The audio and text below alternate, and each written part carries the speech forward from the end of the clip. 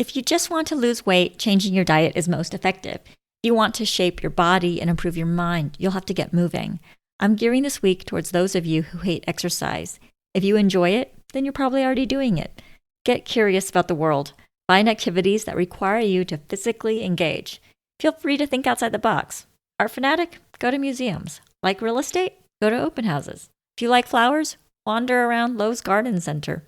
Do-it-yourself junkie? The Ikea route. I love a good adventure. My entry into fitness was reliant on hobbies that I wanted to try.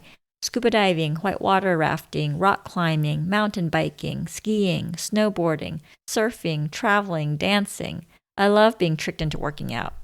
Wanting to get better at the activities I enjoyed encouraged me to improve my fitness.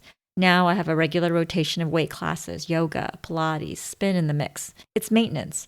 So when I do finally go on that bike ride through the French countryside, I won't pass out.